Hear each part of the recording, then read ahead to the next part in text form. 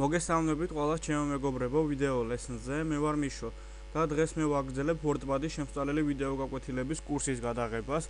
გადავდივართ კიდევ ერთ ახალ ვიდეო გაკვეთილზე სახელწოდებით როგორ უნდა შევცვალოთ გვერდის და ასე ვთქვათ შრიფტების ზომები. პირველ რიგში გავხსნა ჩვენი WordPad-ი და სამუშაო გრაფაზე როგორც ხედავთ არის ესეთი პატარა ფურცელი, რომელიც თაბახის ფურცელზე რომ გადავიყვანოთ, იქნება ზუსტი ასლი ასე ვთქვათ თაბახის ფურცელისა. ჩვენ შეგვიძლია ამ სამუშაო გრაფის გადიდება დავაჭროთ პლუს ჩემო მეგობრებო. და ფურცლის ზომა გაიზრდება ასე ვთქვათ განუსაზღვრელი მასშტაბით. დაახლოებით 500%-მდე, ასევე შეგვიძლია შევამციროთ 10%-მდე, ან დავტოვოთ 50%-მდე. ან შეგვიძლია ისევ დავაბრუნოთ ჩვეულებრივად 100%-მდე, ეს არის სრული სახე, ხოლო ტექსტ რომელზეც მასზე დავწერთ.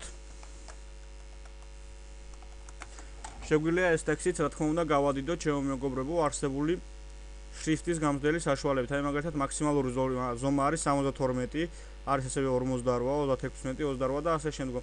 ასე შეგვიძლია ასე ვთქვათ სიმულირება მოვახდინოთ თითოეულ ასე ვთქვათ ასოზეც კი, აი მაგალითად ავირჩიოთ ერთ-ერთი ასო და ის გავადიდოთ უფრო დიდზე. ასე შეგვიძლია მაგალითად გამოვყოთ და ასე ვიმუშაოთ მაგალითად სიტყვების ლექსიკონზე, მაგალითად თუ რამე ასე ვთქვათ განმარტებით ლექსიკონს ვაკეთებ და ამ ბანის მიხედვით გვინდა დალაგება ამ ასე ვთქვათ ლექსიკონში სიტყვებისა, მაგალითად A-ზე რომელიც იქნება, პირველ რიგში გავადიდებთ A-ს და შემდგომში უკვე გადიდებული ასოები და შემდგომ დავწერთ სიტყვებს. და ასე შემდგომ შეგვიძლია გამოვიყენოთ ასეთი საშუალებებით WordPad-ში სამუშაო ფაილზე, ასე ვთქვათ, ეს ფუნქციები. დღეისათვის კი სულ ეს იყო. ძალიან დიდი მადლობა ყურადღებისათვის. თუ რაიმე შეკითხვა გაგიჩნდათ, დაწერეთ კომენტარებში ან მომწერეთ Skype-ში. მიშო 1207